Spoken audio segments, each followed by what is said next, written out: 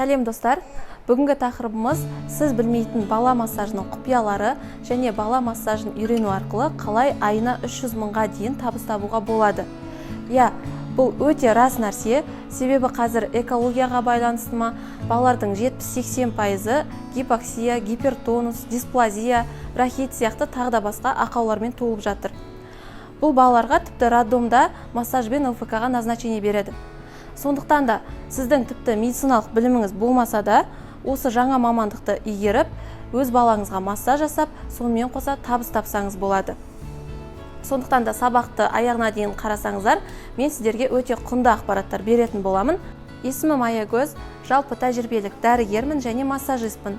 Қазақмет орталығында массаж курстарын өткізіп, өзімнің бар біліммен бөлісудемін. Білсеңіздер, Қазақмет орталығында осы уақытқа дейін 15 мыңнан массажист оқып шығып, қазіргі кезде Қазақстанның барлық қалаларында өздерінің массаж орталықтарын ашып, кәсіптерін дамытуда.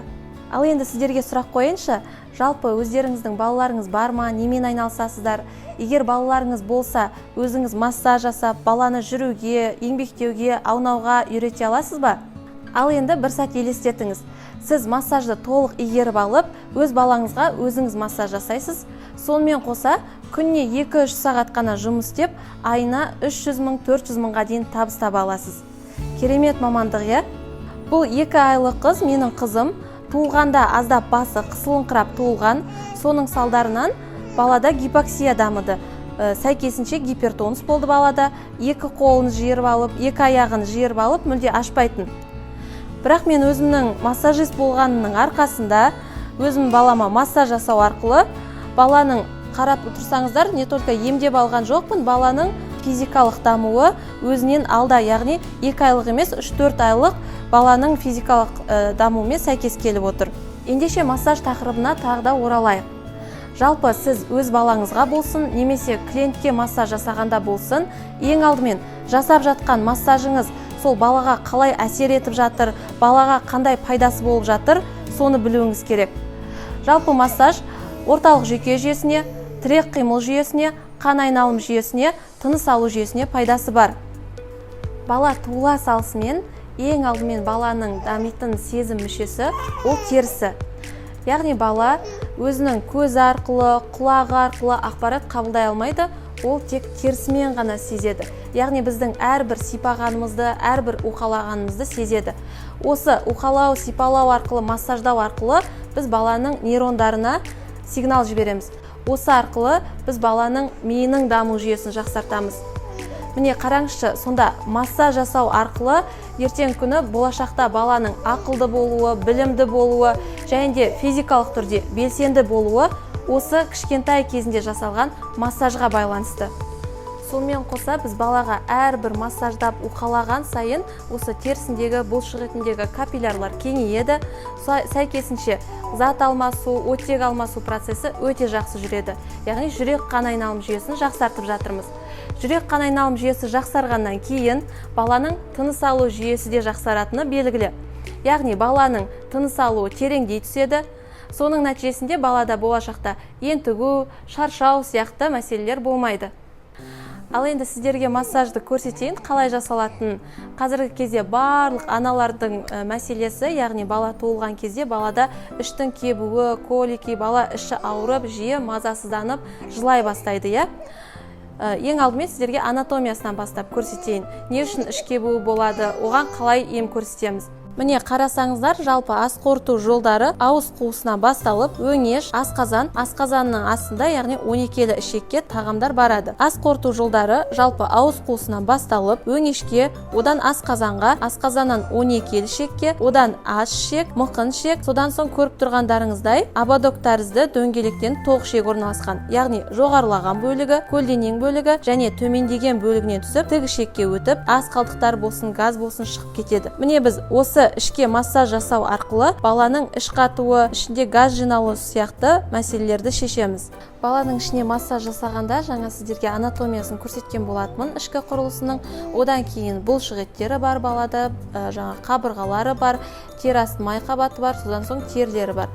Яғни қолымызды жылытып аламыз, майымызды қолымызға жағамыз, баланың терісіне жақпайсыз шылқылдатып тұрып. қолымыз жылып, тырнағымыз алынған, сақиналарымыз шешілген, содан соң массажды ең бірінші сипалаудан бастайсыз.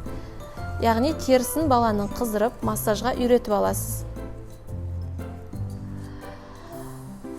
Баланың алдыңғы қабырғасында ішінің тік бұлшық еттері орналасқан, сондықтан да біз осы тік бұлшық етінің бойымен сипалаймыз. Жоғарыдан төмен қарай. Екінші іс-әрекет, ол баланың екі жағындағы қиғаш бұлшық еттері болады. Осы қиғаш бұлшық еттердің бойымен сипалаймыз. Келесі әрекет, яғни терісін сипалап алдық, бұлшық еттеріне әсер етіп, тік бұлшық еттерін, қиғаш бұлшық еттерін сипалап алғаннан кейін, қолымызды, осылай алақанымызды баланың ішіне осылай көлденеңнен қоямыз. Массаж жасағанда қабырғаларын абайлайсыздар. Қабырғасының үстінен баспайсыздар, және оң жақ қабырғасының астында бауыр орналасқан, онда баспаймыз. Яғни біз ішектеріне әсер етіп, осы әрекетті қайталаймыз. Көлденең қойдық, кішкентай саусағымыздың бойымен баланың ішіне қарай кіргізіңкіреміз де, мына жағын бос ұстаймыз. Содан соң екі қолымызды кезектестіре отырып, төмен қарай қолымызды жүргіземіз. Бұл іс-әрекет арқылы баланың жаңағы ішектерін көрсеттім. Осы ішектерін тітіркендіру арқылы олардың жұмыс істеуін стимулдейді. Осы әрекетті 5 рет, 6 рет қайталайсыздар. Арасынан жаңағы сипалауды жүргіземіз. Тік бұлшық еті, қиғаш бұлшық етінен 4 реттен сипалайсыздар. Содан соң келесі әрекетіміз, алақанымызды баланың кіндігінің астына қарай қоямыз. Содан соң қолымыздың жастықшасы арқылы, жаңа анатомиясында сіздерге көрсеткен болатынмын, тоқ ішектің көлденең бөлімі, жоғарылаған бөлімі, көлденең бөлімі, төмендеген бөлімі бар. Сол ішектің бойымен, яғни сағат тілі тәрізді қолымызды айналдыра жүргіземіз. Жаңа айтқанымдай, тоқ ішектің төмендеген бөлімі жүріп, сигма тәрізді ішекке өтіп, ары қарай тік ішекке өтетінін айттым. Сол секілді міне төмендеген бөліміне сәйкес біз кішкене қолымызды 2-3 сантиметрге дейін батырып жіберуге болады. Осы әрекетті қайталайсыздар батырып, қайтадан сипалау, тік бұлшық еті, қиғаш бұлшық еті. Қайтадан осы әрекетті жасайсыз. Кезектестіре отырып қайталайсыз. Содан соңғы әрекет, енді қолымыздың жастықшасымен ішін сипалаған болсақ, келесі біз саусақтарымыздың сыртымен сипалап жүргіземіз. Осы жерде ішін бұлай сызықтарға бөліп алсаңыздар болады. Кеудесінің ортаңғы сызығымен және де перпендикулярлы сызығын осы сызықтардың бойымен өзіңіз дөңгелете отырып, сағат тілі бойынша және саусақтарыңыздың сыртымен осылайынан, немесе осылай. Бұл жердегі маңызды іс-әрекетіміз, яғни сағат тілі бойынша немесе тоқ ішектің бойымен ішектерді тітіркендіру арқылы біз ішектегі ас қалдықтарын және газды сыртқа шығарамыз. Міне, тағы да келесі әрекет, аяғын көтере отырып, бұлай төмен қарай жүргізуді осылайынан жасайсыздар. Және массаж жасағанда тағы бір айтып кететін нәрсе, массаж жасағанда баланың терісі осылай қызарып кетеді. Яғни бұл жерде қан тамырлар ашылып, капиллярлардың өткізгіштігі ашылып, зат алмасу процесі жақсарды деген сөз. Ішке массаж жасаған кезде және жалпы массажды жасап кетесіздер, аяғына осылай айналдыра отырып гимнастика жасаймыз. Міне, осы массажды 10-15 минуттай жасасаңыздар, баланы әртүрлі пробиотикке, дәрі-дәрмектерге үйретпей-ақ, аялы алақандарыңызбен балаға массаж жасап-ақ бірден нәтижесін көрсеңіздер болады.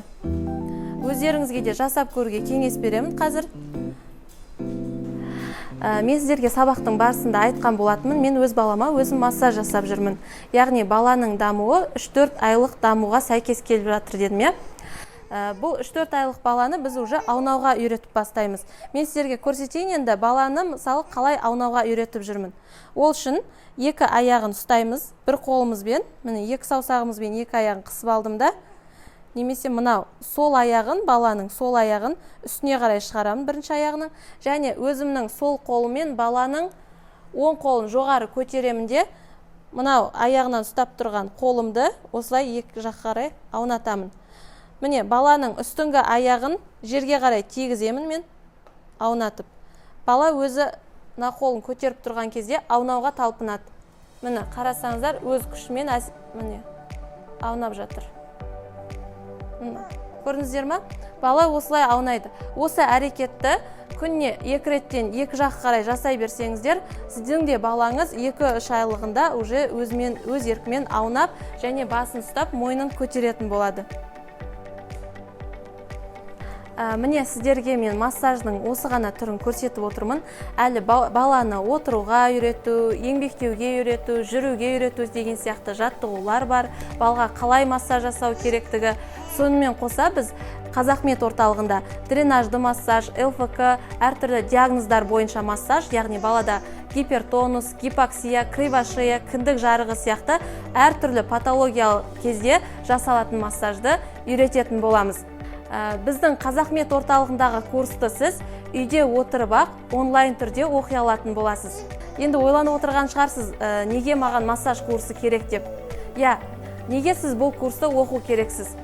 Ерте ма кеш па сіздің балаңыз болады, немесе қазір балаңыз бар шығар. Қараңыз, енді бір ғана жасаған массаж 3000 теңге тұрады. Ал сіз 1 жасқа дейінгі дені сау баланың өзіне 4 курс массаж аласыз. Енді өзіңіз есептеп көріңіз, 1 жасқа дейін дені сау баланың өзіне сіз 120 000 теңгедей қаражат жібересіз, е? Неге өзіңіз үйреніп алып, өзіңіз балаға жасап көрмеске? Сонымен қоса, сол массаж арқылы неге табыс таппасқа? Жалпы нарықта біздің деңгейімізбен сәйкес келетін бала массаж курстары 150-200 мыңнан жоғары оқытып жатыр. Оны өздеріңізде көрсеңіздер болады. Ал біздің Қазақметте барынша жеңілдік жасап, негізгі курстың бағасы 55 000 теңге. Бірақ біз сіздер үшін өзіміздің білікті массажист мамандар көбейсін деген ниетпен бағаны 35 000-ға дейін түсірдік. Бұл жеңілдік бар болғаны 3 күн ғана сақталады. Сондықтан да дәл қазір массаж курсына жазылып үлгеріңіздер. Және тағы да бір айта кететін жеңілдік, алғаш болып жазылған 10 адамға біздің Қазақмет орталығының дайындап қойған керемет сыйлығы бар. Сондықтан да алғашқы 10 адамның қатарында болу сіздің де қолыңыздан келеді. Егер дәл қазір толық төлем жасай алмасаңыз, мынау көрсетілген номерге предоплата жасап, өз орныңызды алып қойсаңыздар болады. Ендеше тез етіңіздер, барлықтарыңызға сәттілік, сау болыңыздар.